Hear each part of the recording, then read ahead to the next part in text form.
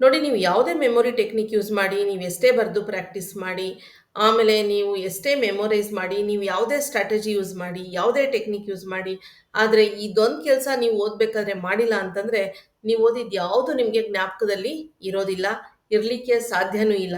ಹಾಗಾದರೆ ಆ ಒಂದು ಕೆಲಸ ಏನು ಮಾಡಬೇಕು ಅನ್ನೋದನ್ನು ಈ ವಿಡಿಯೋದಲ್ಲಿ ನಾನು ನಿಮಗೆ ಹೇಳ್ತೀನಿ. ಹಾಗಾಗಿ ವಿಡಿಯೋ ಸ್ಕಿಪ್ ಮಾಡದೆ ಕೊನೆವರೆಗೂ ದಯವಿಟ್ಟು ನೋಡಿ. ಶಿಕ್ಷಕರು ಸಾಮಾನ್ಯವಾಗಿ ಹೇಳಿರೋದನ್ನ ನಾವು ಕೇಳಿರ್ತೀವಿ. ಮ್ಯಾಮ್, ನಾವು ಎಷ್ಟೊಂದು ರಿವೈಸ್ ಮಾಡಿಸ್ತೀವಿ, ಎಷ್ಟೊಂದೆಲ್ಲ ರಿವೈಸ್ ಮಾಡಿಸ್ತೀವಿ, ಆದರೆ ನಿನ್ನೆ ರಿವೈಸ್ ಮಾಡಿಸೋದನ್ನ ಇವತ್ತು ಕೇಳಿದ್ರೆ ವಿದ್ಯಾರ್ಥಿಗಳು ಆಗಲೇ ಮರ್ತು ಹೋಗಿರ್ತಾರೆ. ಹಾಗೆ ಪೇರೆಂಟ್ಸು ಕೂಡ ಹೇಳ್ತಾರೆ, ಮ್ಯಾಮ್ ನಮ್ಮ ಮಕ್ಕಳು ತುಂಬ ಬರೆದು ಪ್ರಾಕ್ಟೀಸ್ ಮಾಡ್ತಾರೆ, ಆದರೂ ಅವ್ರಿಗೆ ಏನು ಜ್ಞಾಪಕನೇ ಇರೋದಿಲ್ಲ. ಸ್ಟೂಡೆಂಟ್ಸ್ ಹೇಳ್ತಾರೆ, ಮ್ಯಾಮ್ ನಾವು ತುಂಬ ಹೊತ್ತು ಮೆಮೊರೈಸ್ ಮಾಡ್ತೀವಿ, ತುಂಬ ಬರೆದು ಪ್ರಾಕ್ಟೀಸ್ ಮಾಡ್ತೀವಿ, ನೀವು ಹೇಳ್ಕೊಟ್ಟಿದ್ದ ಟೆಕ್ನಿಕ್ಸ್ ಎಲ್ಲ ಫಾಲೋ ಮಾಡ್ತೀವಿ, ಆದರೂ ನಮಗೆ ಜ್ಞಾಪಕ ಇರ್ತಾ ಇಲ್ಲ, ಯಾಕೆ? ನೋಡಿ, ನೀವು ರಿವೈಸ್ ಮಾಡೋದಕ್ಕಿಂತ ಮುಂಚೆ ಏನು ಓದ್ತಿರಲ್ಲ ಯಾವುದೇ ಒಂದು ವಿಷಯವನ್ನ, ಅಲ್ಲಿ ನೀವೊಂದು ಮುಖ್ಯವಾದಂತಹ ಒಂದು ಕೆಲಸವನ್ನ ಮಾಡಬೇಕಾಗತ್ತೆ. ಅಲ್ಲಿ ಆ ಒಂದು ಕೆಲಸ ನೀವು ಮಾಡದೇ ಇದ್ರೆ, ನೀವೇನೇ ಮೆಮೊರಿ ಟೆಕ್ನಿಕ್ಸ್ ಬಳಸಿ, ನೀವೇನೇ ಸ್ಟ್ರಾಟಜಿ ಬಳಸಿ, ನೀವೇನೇ ತಂತ್ರಗಳನ್ನ ಬಳಸಿ, ನಿಮಗೆ ಓದಿರೋವಂತಹ ವಿಷಯ ಜ್ಞಾಪಕ ಇರೋದಕ್ಕೆ ಸಾಧ್ಯನೇ ಇಲ್ಲ. ಯಾಕೆ ಹೀಗಾಗತ್ತೆ? ಇವತ್ತಿನ ವಿಡಿಯೋದಲ್ಲಿ ನಾವು ತಿಳಿದುಕೊಳ್ಳೋಣ. ನಿಮಗೆಲ್ಲ ಗೊತ್ತಿರೋ ಹಾಗೆ ನಮ್ಮ ಬ್ರೈನ್ ಕೂಡ ಕಂಪ್ಯೂಟರ್ ರೀತಿನಲ್ಲೇ ಕೆಲಸ ಮಾಡುತ್ತೆ. ಕಂಪ್ಯೂಟರ್ ಅಲ್ಲಿ ಸೆಂಟ್ರಲ್ ಪ್ರೊಸೆಸಿಂಗ್ ಯೂನಿಟ್ ಅಂತ ಒಂದು ಇರುತ್ತೆ, and we call it as the brain of the computer. ಅಂದ್ರೆ ನೀವು ಯಾವುದೇ ಒಂದು ಇನ್ಫಾರ್ಮೇಶನ್ ನ ನೀವು ಫೀಡ್ ಮಾಡಿದಾಗ ಕಂಪ್ಯೂಟರ್ ಅಲ್ಲಿ, ಅದು ಅಲ್ಲಿ ಪ್ರೋಸೆಸಿಂಗ್ ಆಗುತ್ತೆ.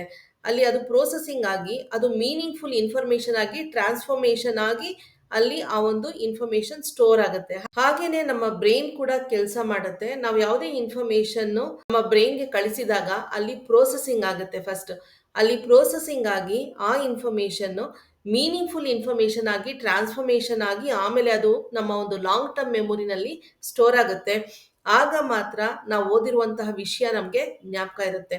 ಇಲ್ಲಾಂದ್ರೆ ಏನಾಗುತ್ತೆ, ನಾವು ಏನು ಇನ್ಫಾರ್ಮೇಶನ್ ಕೊಡ್ತೀವಿ ಬ್ರೈನ್ಗೆ, ಅದು ಪ್ರೋಸೆಸಿಂಗ್ ಆಗಿಲ್ಲ ಅಂತಂದ್ರೆ ಅದು ಶಾರ್ಟ್ ಟರ್ಮ್ ಮೆಮೊರಿನಲ್ಲೇ ಉಳ್ಕೊಳ್ಳುತ್ತೆ. ಯಾಕೆ ನಾವು ಕೊಟ್ಟಂತ ಇನ್ಫಾರ್ಮೇಶನ್ ಪ್ರೋಸೆಸಿಂಗ್ ಆಗೋದಿಲ್ಲ ಅನ್ನೋದನ್ನ ಈಗ ನಾವು ತಿಳಿದುಕೊಳ್ಳೋಣ. ನೋಡಿ, ನಾವು ಓದಬೇಕಾದ್ರೆ ನಮಗೆ ಯಾವುದೇ ಒಂದು ವಿಷಯ ಕಂಪ್ಲೀಟ್ ಆಗಿ ನಮಗೆ ಅರ್ಥ ಆದಾಗ ಮಾತ್ರ ನಮ್ಮ ಬ್ರೈನಲ್ಲಿ ಅದು ಅರ್ಥಪೂರ್ಣವಾಗಿ ಪ್ರೋಸೆಸಿಂಗ್ ಆಗುತ್ತೆ. ನಾವು ಓದಿರುವಂತಹ ವಿಷಯ ನಮಗೆ ಸರಿಯಾಗಿ ಅರ್ಥ ಆಗದೆ ಇದ್ದಾಗ, ಆ ಒಂದು ವರ್ಡ್ಸ್ ನಮಗೆ ಗೊತ್ತಿಲ್ಲದೆ ಇದ್ದಾಗ, say for example Newton's first law of motion is also called as law of inertia ಅಂತ ಹೇಳ್ತೀವಿ. ಇನರ್ಷಿಯಾ ಅನ್ನುವಂತಹ ಒಂದು ಪದದ ಮೀನಿಂಗೇ ಗೊತ್ತಿಲ್ಲದೆ ನಾವು ಜಸ್ಟ್ ಅದನ್ನ ಮೆಮೊರೈಸ್ ಮಾಡ್ತಾ ಬರೆದು ಪ್ರಾಕ್ಟೀಸ್ ಮಾಡ್ತಾ ಇದ್ರೆ ಬ್ರೈನ್ ಅಲ್ಲಿ ಅದು ಪ್ರೋಸೆಸಿಂಗ್ ಆಗೋದಿಲ್ಲ. ಅಂದ್ರೆ ಮೀನಿಂಗ್ಫುಲ್ ಇನ್ಫಾರ್ಮೇಶನ್ ಆಗಿ ಅದು ಪ್ರೋಸೆಸಿಂಗ್ ಆಗದೆ ಇದ್ದಾಗ ಅದು ಲಾಂಗ್ ಟರ್ಮ್ ಮೆಮೊರಿಗೆ ಹೋಗೋದಿಲ್ಲ. ಸೋಷಿಯಲ್ ಸೈನ್ಸ್ ಅಲ್ಲಿ ಒಂದು ಎಕ್ಸಾಂಪಲ್ ತೆಗೆದುಕೊಳ್ಳೋಣ. ಯಾವುದೋ ಒಂದು ಇಂಪಾರ್ಟೆಂಟ್ ಕ್ವಶನ್ ಇರುತ್ತೆ, ಟೀಚರ್ ಹೇಳ್ತಾರೆ ಈ ಕ್ವಶನ್ ಎಕ್ಸಾಮ್ಗೆ ಬಂದೇ ಬರುತ್ತೆ, ಹಾಗಾಗಿ ಇದನ್ನ ರಿವೈಸ್ ಮಾಡಿ ಅಂತ. ಸೇ ಫಾರ್ ಎಕ್ಸಾಂಪಲ್ ಅದು ಭಾರತದ ಪ್ರಥಮ ಸ್ವಾತಂತ್ರ್ಯ ಸಂಗ್ರಾಮದ ಪರಿಣಾಮಗಳನ್ನು ವಿವರಿಸಿ ಅಂತ ಆ ಪ್ರಶ್ನೆ ಇರುತ್ತೆ ಅಂತ ಇಟ್ಕೊಳ್ಳೋಣ. ಈ ಒಂದು ಉತ್ತರವನ್ನ ಸ್ಟೂಡೆಂಟ್ಸ್ ರಿವೈಸ್ ಮಾಡಬೇಕು, ಇದನ್ನ ಓದಿ ಅವರು ಜ್ಞಾಪಕ ಇಟ್ಕೋಬೇಕು. ಆದ್ರೆ ಸ್ಟೂಡೆಂಟ್ಸ್ ಈ ಒಂದು ವಿಷಯವನ್ನ ಓದಿ ಜ್ಞಾಪಕ ಇಟ್ಕೋಬೇಕಾದ್ರೆ ಈ ಒಂದು ಪ್ರಥಮ ಸ್ವಾತಂತ್ರ್ಯ ಸಂಗ್ರಾಮಕ್ಕೆ ಕಾರಣಗಳಾದ ಘಟನೆಗಳನ್ನು ತಿಳಿದುಕೊಳ್ಳದೇನೆ ಕೇವಲ ಪರಿಣಾಮಗಳನ್ನ ಮಾತ್ರ ಅವರು ಏನಾದರೂ ಓದಿ ಜ್ಞಾಪಕ ಇಟ್ಕೊಳ್ಳೋದಕ್ಕೆ ಪ್ರಯತ್ನ ಪಟ್ರೆ ಆಗ ಏನಾಗುತ್ತೆ, ಈ ಇನ್ಫಾರ್ಮೇಶನ್ ಬ್ರೈನ್ ಅಲ್ಲಿ ಪ್ರೋಸೆಸಿಂಗ್ ಆಗೋದಿಲ್ಲ. ಯಾಕೆ ಅಂದ್ರೆ ಇದು ಅರ್ಥಪೂರ್ಣವಾಗಿ ಪ್ರೋಸೆಸಿಂಗ್ ಆಗೋದಕ್ಕೆ ಸಾಧ್ಯ ಇಲ್ಲ. ಏಕೆಂದ್ರೆ ಈ ಒಂದು ಭಾರತದ ಪ್ರಥಮ ಸ್ವಾತಂತ್ರ್ಯ ಸಂಗ್ರಾಮದ ಕಾರಣಗಳಿಗೆ ಮತ್ತೆ ಪರಿಣಾಮಗಳಿಗೆ ಒಂದು ಸಂಬಂಧ ಇರುತ್ತೆ, ಒಂದು ಲಿಂಕ್ ಇರುತ್ತೆ.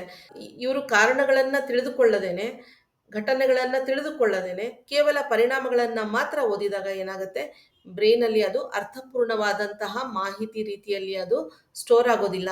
ಆ ಇನ್ಫಾರ್ಮೇಶನ್ ಪ್ರೋಸೆಸಿಂಗೇ ಆಗೋದಿಲ್ಲ. ಪ್ರೋಸೆಸಿಂಗ್ ಆಗದೆ ಇದ್ದಾಗ ಅದು ಮೀನಿಂಗ್ಫುಲ್ ಇನ್ಫಾರ್ಮೇಶನ್ ಆಗಿ ಟ್ರಾನ್ಸ್ಫಾರ್ಮೇಶನ್ ಆಗೋದಿಲ್ಲ. ಮೀನಿಂಗ್ಫುಲ್ ಇನ್ಫಾರ್ಮೇಶನ್ ಆಗಿ ಟ್ರಾನ್ಸ್ಫಾರ್ಮೇಶನ್ ಆಗದೆ ಇದ್ದಾಗ ಅದು ನಮ್ಮ ಒಂದು ಲಾಂಗ್ ಟರ್ಮ್ ಮೆಮೊರಿಗೆ ಹೋಗೋದಿಲ್ಲ. ಆಗ ಅದು ಶಾರ್ಟ್ ಟರ್ಮ್ ಮೆಮೊರಿನಲ್ಲೇ ಉಳ್ಕೊಂಡ್ಬಿಡುತ್ತೆ. ಹಾಗಾಗಿ short term memory short term ಅಲ್ಲೇ ಇರುತ್ತೆ, ಆಮೇಲೆ 1-2-3 ದಿನಗಳವರೆಗೂ ಇರುತ್ತೆ, ಆಮೇಲೆ ಆ ಒಂದು ವಿಷಯ ಮರ್ತು ಹೋಗ್ಬಿಡುತ್ತೆ.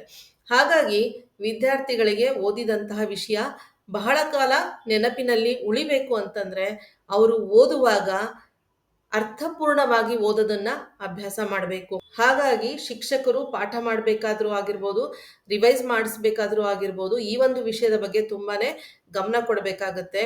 ನೀವು ಯಾವುದೇ ಒಂದು ವಿಷಯವನ್ನ ಅವ್ರಿಗೆ ಬೋಧನೆ ಮಾಡಬೇಕಾದ್ರೆ ಅಥವಾ ರಿವೈಸ್ ಮಾಡಿಸ್ಬೇಕಾದ್ರೆ ಅಲ್ಲಿ ಯಾವುದಾದ್ರೂ ಒಂದು ಟೆಕ್ನಿಕಲ್ ವರ್ಡ್ಸ್ ಬಂದಿದ್ರೆ ಅಥವಾ ಯಾವುದಾದ್ರೂ ಒಂದು ಪದಗಳ ಬಳಕೆ ಆಗಿದ್ರೆ ಆ ಒಂದು ಪದದ ಅರ್ಥ ವಿದ್ಯಾರ್ಥಿಗಳಿಗೆ ಅರ್ಥ ಆಗಿದೆಯಾ ಅನ್ನೋದನ್ನ ದಯವಿಟ್ಟು ಚೆಕ್ ಮಾಡಿ. ಅರ್ಥ ಆಗಿಲ್ಲ ಅಂತಂದ್ರೆ ಆ ಒಂದು ಪದವನ್ನ ವಿವರಿಸಿ ಅರ್ಥ ಮಾಡಿಸಿ ನಂತರ ನೀವು ಆ ಒಂದು ವಿಷಯವನ್ನ ರಿವೈಸ್ ಮಾಡಿಸಿದಾಗ ವಿದ್ಯಾರ್ಥಿಗಳ ಮನಸ್ಸಿನಲ್ಲಿ ಅದು ಶಾಶ್ವತವಾಗಿ ಉಳಿದುಕೊಳ್ಳೋದಕ್ಕೆ ಸಾಧ್ಯ ಆಗುತ್ತೆ. ಇಲ್ಲ ಅಂದ್ರೆ ಇನ್ಫಾರ್ಮೇಶನ್ ಬ್ರೈನಲ್ಲಿ ಪ್ರೊಸೆಸಿಂಗ್ ಆಗೋದೇ ಇಲ್ಲ. ಅದು ಬಿಡಿ ಬಿಡಿ ಭಾಗವಾಗಿ ಅಂದ್ರೆ ಆ ಇನ್ಫಾರ್ಮೇಶನ್ ಯಾವ ರೀತಿ ಸ್ಟೋರ್ ಆಗುತ್ತೆ ಅಂದ್ರೆ ಒಂದಕ್ಕೊಂದು ಲಿಂಕ್ ಇಲ್ಲದೆ ಬಿಡಿ ಬಿಡಿ ಭಾಗಗಳಾಗಿ ಇನ್ಫಾರ್ಮೇಶನ್ ನಮ್ಮ ಬ್ರೈನಲ್ಲಿ ಅದು ಶಾರ್ಟ್ ಟರ್ಮ್ ಮೆಮೊರಿನಲ್ಲಿ ಸ್ಟೋರ್ ಆಗುತ್ತೆ. ಹಾಗೇನೆ ಅದು ತುಂಬಾ ಬೇಗ ಮರ್ತು ಹೋಗ್ಬಿಡುತ್ತೆ. ಹಾಗಾಗಿ ಈ ಒಂದು ವಿಷಯದ ಬಗ್ಗೆ ಶಿಕ್ಷಕರು, ಪೋಷಕರು ಮತ್ತು ವಿದ್ಯಾರ್ಥಿಗಳು ಎಲ್ಲರೂ ಗಮನ ಹರಿಸ್ಬೇಕಾಗತ್ತೆ. ಓದ್ಬೇಕಾದ್ರೆ ಒಂದು ಡಿಕ್ಷನರಿನ ಇಟ್ಕೊಂಡು ಕೂತ್ಕೊಳ್ಳಿ. ನಿಮ್ಗೆ ಏನಾದ್ರೂ ಪದಗಳ ಅರ್ಥ ಗೊತ್ತಿಲ್ಲ ಅಂದ್ರೆ ಡಿಕ್ಷನರಿನಲ್ಲಿ ನೋಡಿ, ಆ ಒಂದು ಪದವನ್ನ ಅಂಡರ್ಲೈನ್ ಮಾಡಿ ಆ ಪದದ ಮೇಲೇನೆ ನೀವು ಒಂದು ಆ ಮೀನಿಂಗ್ ಅನ್ನ ನೀವು ಬರ್ತ್ಕೊಳ್ಳಿ. ಬರ್ತ್ಕೊಂಡು ನೀವು ಪ್ರತಿ ಸರಿ ಓದ್ಬೇಕಾದ್ರೂ ನೀವು ವಿತ್ ಮೀನಿಂಗ್ ಓದಿ, ಅರ್ಥ ಮಾಡ್ಕೊಂಡು ಓದಿ. ಆಗ ಮಾತ್ರ ನೀವು ಯಾವುದೇ ಒಂದು ಮೆಮೊರಿ ಟೆಕ್ನಿಕ್ ಯೂಸ್ ಮಾಡಿದಾಗ ಅದು ಎಫೆಕ್ಟಿವ್ ಆಗಿ ವರ್ಕ್ ಆಗುತ್ತೆ. ಇಲ್ಲ ಅಂದ್ರೆ ಯಾವ ಮೆಮೊರಿ ಟೆಕ್ನಿಕ್ಸು ವರ್ಕ್ ಆಗೋದಿಲ್ಲ. ಈ ವಿಡಿಯೋದಿಂದ ನಿಮ್ಗೆ ಏನಾದರೂ ಪ್ರಯೋಜನ ಆಗಿದ್ರೆ ದಯವಿಟ್ಟು ಕಮೆಂಟಲ್ಲಿ ಮೆನ್ಷನ್ ಮಾಡಿ.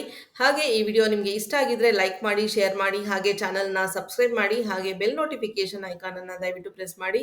ಇದರಿಂದ ನಾನು ಅಪ್ಲೋಡ್ ಮಾಡುವಂತಹ ಎಲ್ಲ ವಿಡಿಯೋಗಳ ನೋಟಿಫಿಕೇಶನ್ ನಿಮಗೆ ಸಿಗುತ್ತೆ.